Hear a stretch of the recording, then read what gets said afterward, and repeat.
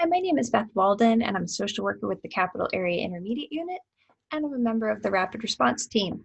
Today, I'm going to go over some resources and supports for your child care center when you're dealing with a student that is facing suspension or expulsion. We understand these challenging behaviors are difficult for the students and staff in your classrooms, but we want to remind you that there are a lot of options available to help you. When these behaviors begin, please reach out to the family right away.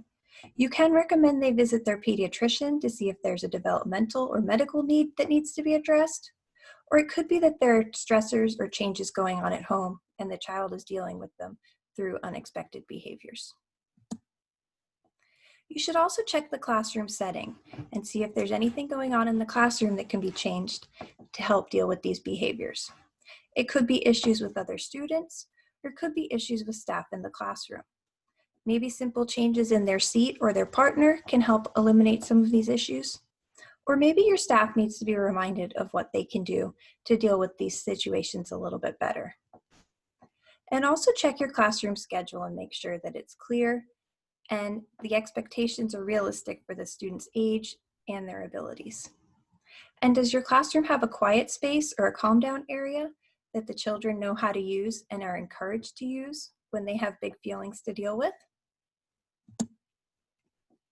The Early Learning Resource Center should be your first stop for assistance. This statewide department is broken up into different county support centers, and you can find your local resource center by using the link below or the chart that's on this page.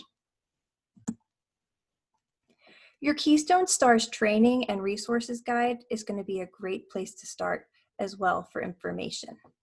You can also reach out to your STARS program coach for assistance and have them come in and check your program and offer suggestions and interventions right there. The Office of Child Development and Early Learning is another statewide agency that oversees child care and early learning centers. They can help direct you to agencies and supports in your community that might be able to come in and help your center as well. If you're dealing with a younger student, birth to age 5, it could be helpful to recommend them to early intervention services.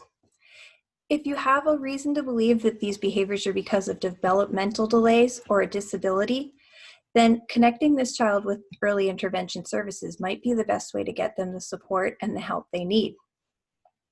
You can make a recommendation for early intervention services by contacting the Connect helpline. Rapid Response is also a new program being offered. It's free to all child care centers, and it's designed to help prevent suspension and expulsion. When you contact the ELRC, you can ask if there's a rapid response program being offered in your area. If a referral is received, a team of trained professionals will come in, review your referral, complete a classroom observation, and then they'll be able to provide suggestions and interventions for your staff to use. And then after giving you some time to implement those changes, they'll come back in for a follow-up to see if there's any additional supports that you might need.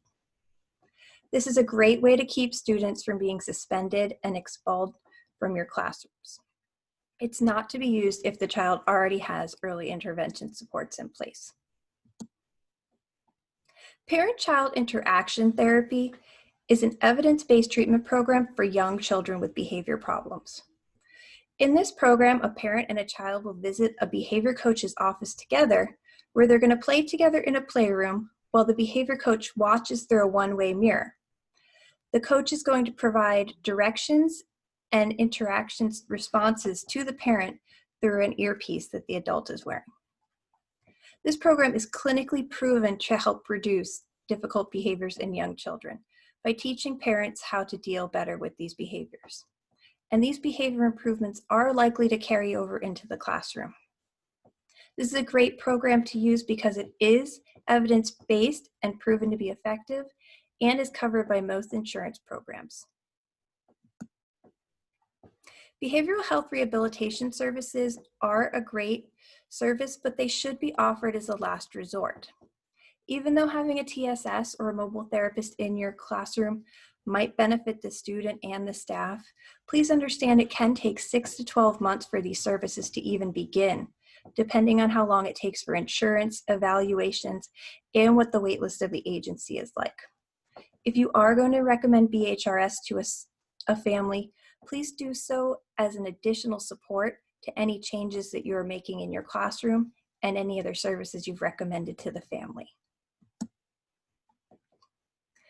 Please know that before any changes are going to happen in the child's behavior, there might need to be changes in the classroom behavior and the staff behavior. Even though you might have great staff working and they've been trained, they might need to be reminded of ways to deal with these difficult behaviors. Please remind them that an escalated adult is never going to be able to de-escalate an escalated child. Staff should be making sure they're modeling all the behaviors they'd like their students to see, using first-then statements, and following through with all rewards and consequences in order to see behavior changes. When challenging behaviors occur, please don't wait to deal with them. Reach out early to get supports and ask for help. It's easier to correct most of these behaviors when it's done early. And the longer these behaviors go on, the more stress it's going to cause to your staff and the other students in your classroom. Stability is so important for the development of your students, and your families rely on the quality childcare that you provide so that they can continue to work and provide for their families.